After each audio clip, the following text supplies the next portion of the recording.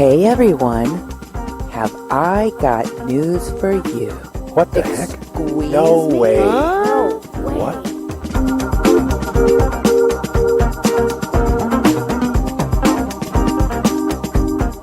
Today we are talking about social media, Twitter University instead of TikTok today, as we are checking Twitter threads on the heels of the purchase of Twitter by Tesla CEO and embattled billionaire, Elon Musk.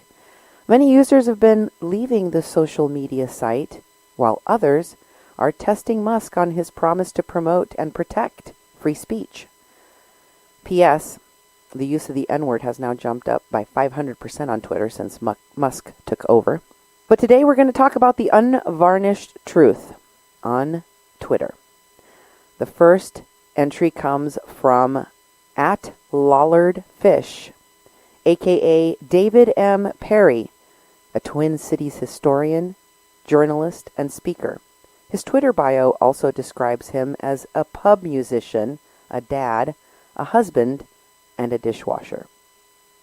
You can read his latest, The Bright Ages, by going to brightages_tinyurl.com/brightages, or you can subscribe to his Patreon @LollardFish. David writes informed commentary and reported features for outlets like CNN, The Nation, and The Washington Post. He has a PhD in history from the University of Minnesota and is currently co-writing The Bright Ages by HarperCollins, a new single-volume history of the Middle Ages. You can connect with David, read his published works, or find out what he's thinking about by reading his blog. David Perry's thread starts out by responding to the tweet by U.S. House candidate in Minnesota, Ilhan Omar, a far-right white nationalist, tried to assassinate the Speaker of the House and almost killed her husband a year after violent insurrectionists tried to find her and kill her in the Capitol. And the Republican Party's response is to either ignore it or belittle it. That was Ilhan Omar's tweet. And David M. Perry responded with the following thread. The replies to this tweet, insisting the would-be assassin of Paul Pelosi was actually a San Francisco environmentalist, and so it's not the GOP's fault, are very instructive. There's no event so dreadful that it would persuade Republicans to act against their own relentless pursuit of power. Sandy Hook showed us that there's no murder so horrific that Republicans would act against guns, i.e. their power. A lesson followed up when hundreds of country music fans, i.e. a group skewing conservative, were shot in Nevada. And then, all the murders since then. The Mother Emanuel massacre and the Tree of Life massacre both showed that there's no murder so horrific that Republicans would stop pushing racist and anti-Semitic conspiracies. They, in fact, are much more committed to them now. The 2018 pipe bomb mass assassination attempt did not persuade Republicans to denounce political violence, except in a weak, both sides kind of way. And all the rhetoric prompting that attack has intensified. January 6th, likewise. This latest assassination attempt against Paul Pelosi will be the same. There is no environmental catastrophe that will persuade Republicans to fight climate change. No death of a pregnant person will persuade them to legalize abortion. Horrible events do not impact Republicans, except in 24 weak rhetorical responses as they wait. The lesson here is not despair. The lesson here is that Republicans can react only to power. Take power away from them, use political power to improve things, relentlessly inform the public about who is hurting them and who is helping them, actually helping people. Don't wait for bipartisan partners.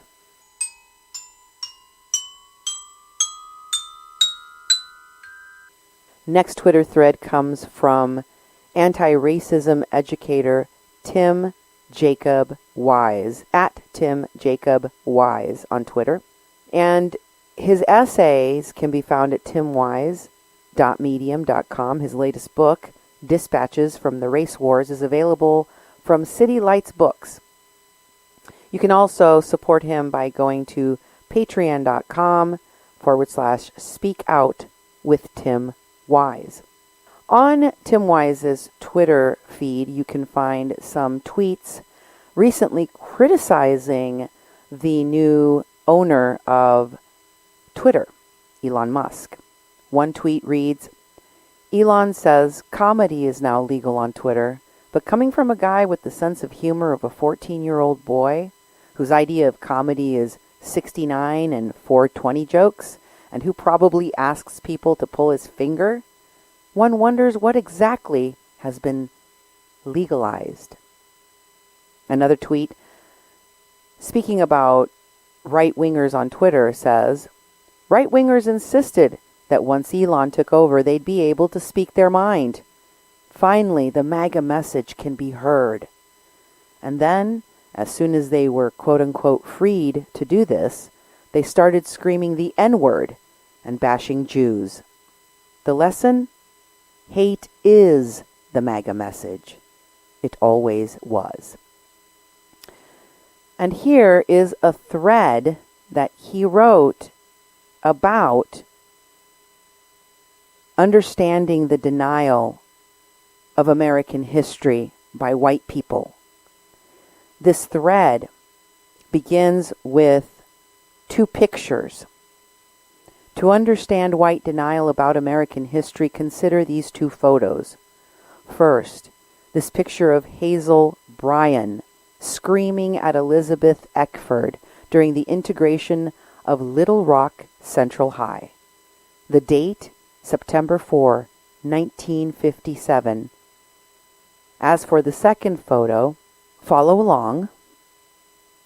This one is from Leave It to Beaver. Now the first photo, the first photo from the Central Rock High integration shows a black student being screamed at, followed, and jeered by white protesters. The second photo is a promo pic for the TV show Leave It to Beaver, a much beloved program especially for white conservatives, who view it as a nostalgic representation of family life and the ultimate example of a more innocent time. But here's the thing.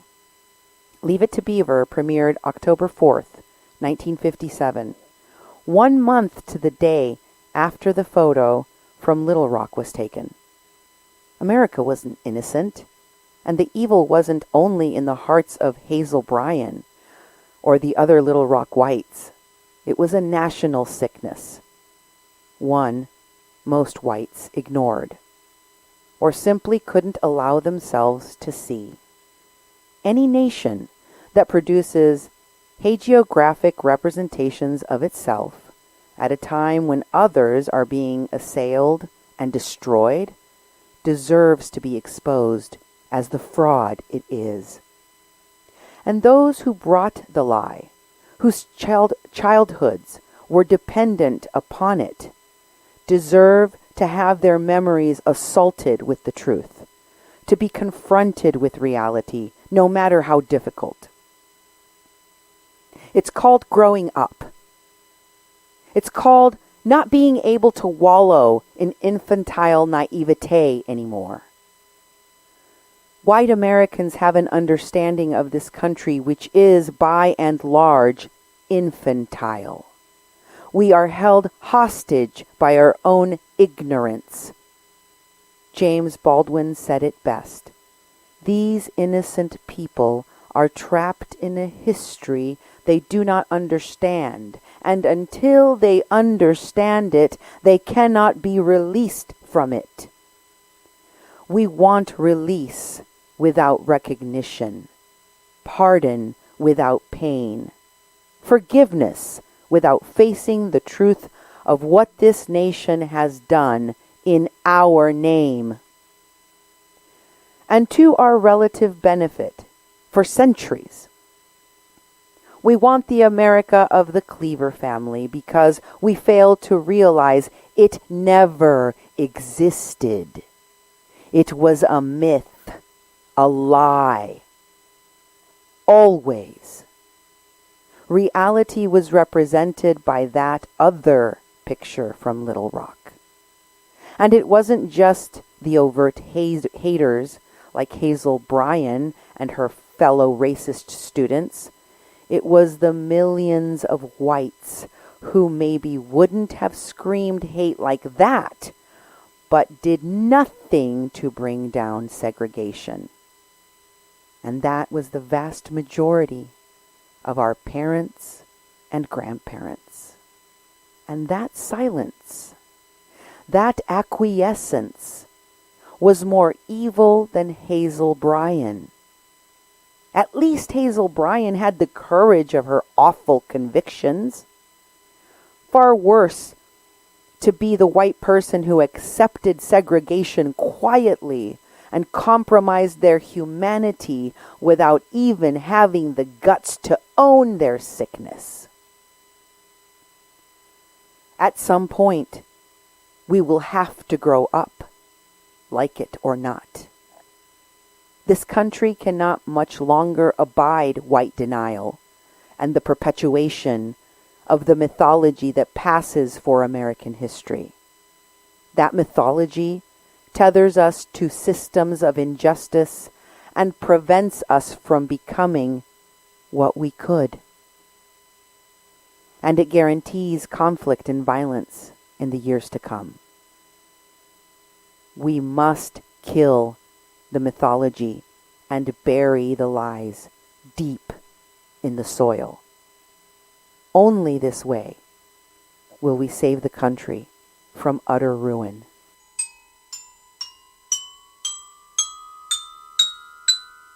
This next thread comes to us from Equality Alec, ALEC, founder and executive director at Civ Rights Corps.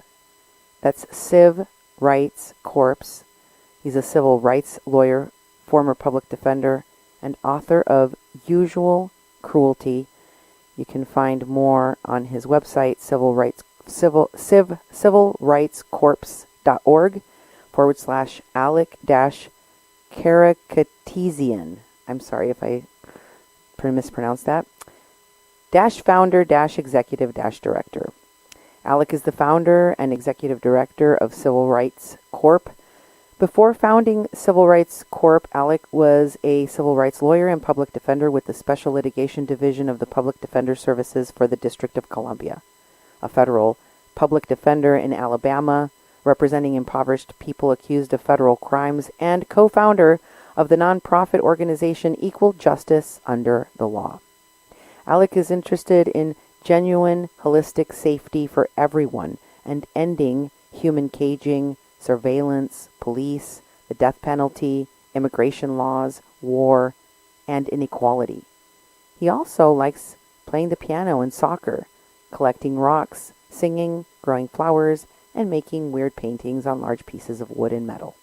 Here's his recent thread on the greatest crime wave in modern New York history. One of the greatest crime waves in modern New York history is happening right now.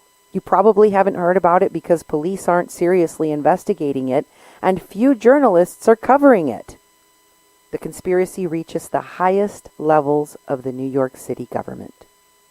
Last month, news broke that over 2,800 guards at Rikers were conspiring to skip work for quote-unquote sick leave at any given time. The massive conspiracy by people who earn hundreds of millions of dollars per year violates state and federal fraud laws. The crisis got so bad that Rikers has been often missing 35% of its whole workforce on any given day. Many were apparently foregoing sick leave and concocting boilerplate stories of explosive diarrhea, or just going AWOL completely. Because much of the policing bureaucracy across the U.S. is predicated on billions of dollars in overtime fraud and massive lawlessness, this system is very easy to exploit. The results are devastating. Guards abandoned whole units on Rikers, and there were 7,000 missed medical appointments for people confined to the jails there in December alone, because there were no guards to escort them. As the head of the Department of Corrections began to try to address this problem, Eric Adams fired him. And Adams's new political leadership is trying to cover up the massive fraud. It's just complete and total lawlessness by the guards and by New York's highest-ranking public officials. One of the first things Adams' new commission did was reverse the policies his predecessors tried to put into place to investigate the massive conspiracy, and fired a top investigator who was looking into it. Although these tens of thousands of crimes are leading to death, massive suffering, and lots of preventable illness and pain, it's barely mentioned in the media. It's not counted in NYPD's crime rates. Law enforcement is barely paying attention to investigative and prosecution of it. And as so often happens, the demagogues in charge, especially the ones who concoct a public image in the sycophantic media of being tough on crime, are the biggest forces of covering up the most consequential crime in our society. This is all very revealing. Although they call themselves law enforcement, police and prosecutors only choose to enforce some laws against some people. I lay out the bigger picture with research and hundreds of examples in my Yale article in the Law Journal titled "The Punishment Bureaucracy: How to Think About Criminal Justice Reform."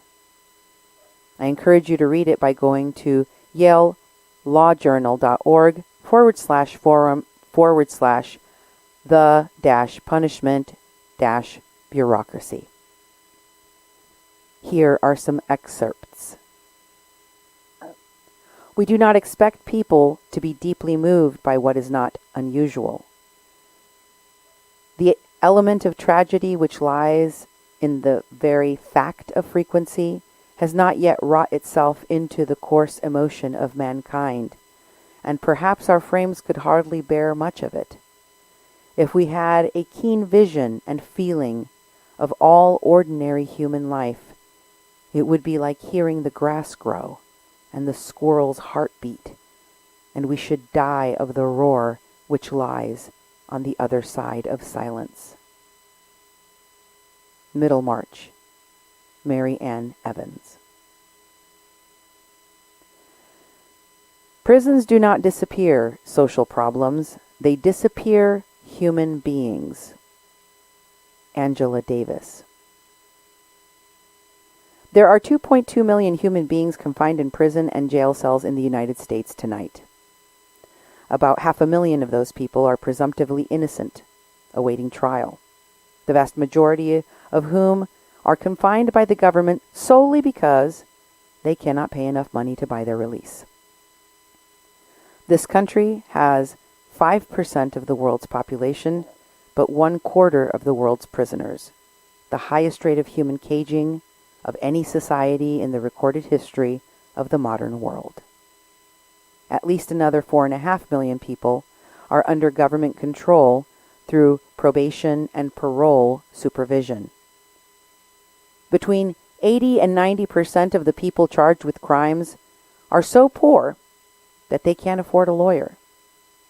25 years into America's incarceration boom, black people were incarcerated at a rate 6 times that of South Africa during apartheid.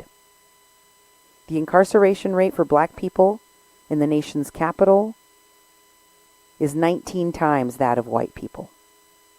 A lot of people are talking about criminal justice reform. Much of that talk is dangerous. The conventional wisdom is that there is an emerging consensus that the criminal legal system is broken.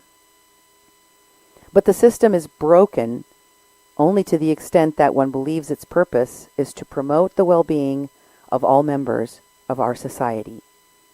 If the function of the modern punishment system is to preserve racial and economic hierarchy through brutality and control, then its bureaucracy is performing well. Emerging criminal justice reform consensus is superficial and deceptive. It is superficial because most proposed reforms would still leave the United States as the greatest incarcerator in the world. It is deceptive because those who want largely to preserve the current punishment bureaucracy by making it just enough tweaks to protect its perceived legitimacy must obfuscate the difference between changes that will transform the system and tweaks that will curb only its most grotesque flourishes. Nearly every prominent national politician and the vast majority of state and local officials talking and tweeting about criminal justice reform are, with varying levels of awareness and sophistication, furthering this deception. These quote-unquote reform-advancing punishment bureaucrats are co-opting a movement toward profound change by convincing the public that law enforcement systems, as we know it, can operate in an objective, effective, and fair way based on the rule of law. These punishment bureaucrats are dangerous because in order to preserve the human caging apparatus that they control, they must disguise, at the deepest level, its core functions. As a result, they focus public conversation on the margins of the problem without confronting the structural issues at its heart. Theirs is the language that drinks blood. In this essay, I examine criminal justice reform by focusing on the concepts of law enforcement and the rule of law.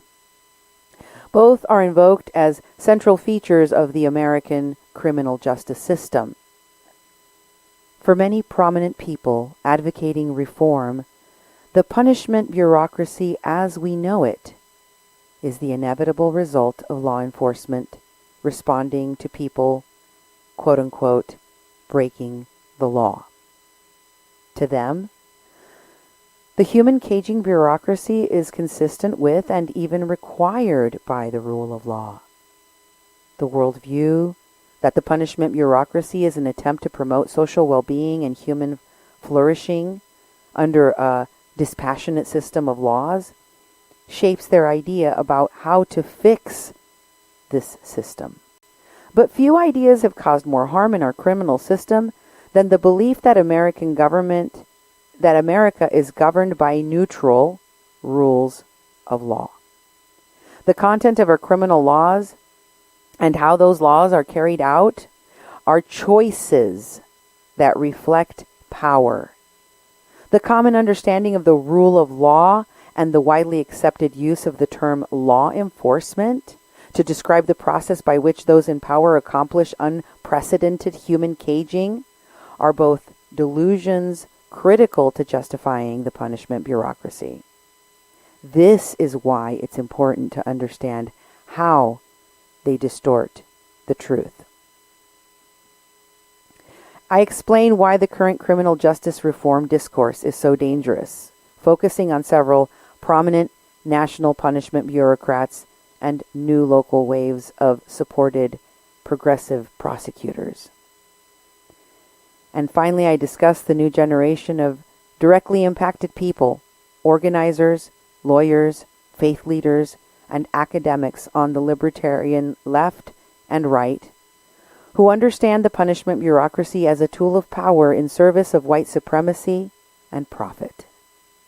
I explain why this growing movement must reject the criminal justice reform discourse of punishment bureaucrats and speak clearly about why the legal system looks the way that it does.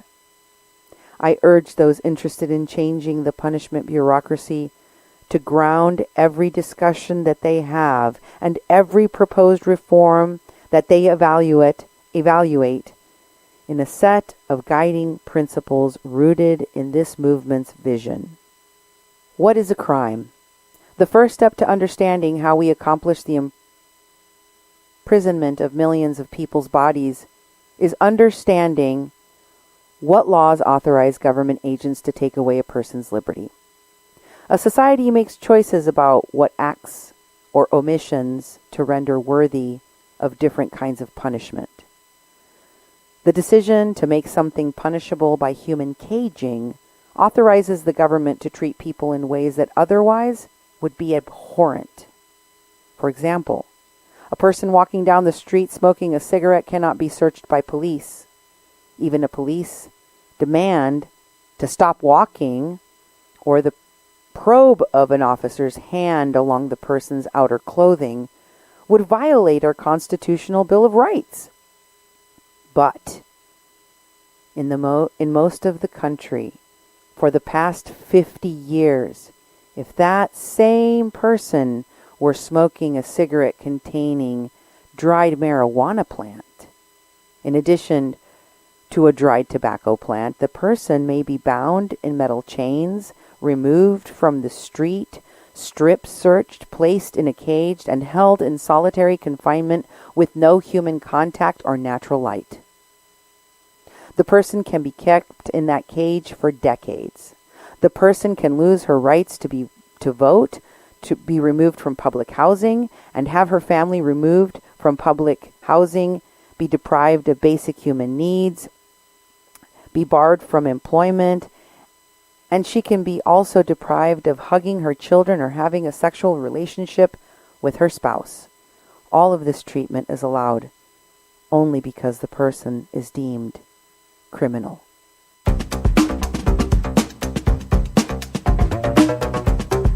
And now, you know.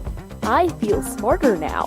Thanks. That's so... Oh, I get it. Amazing. Cool. Whoa.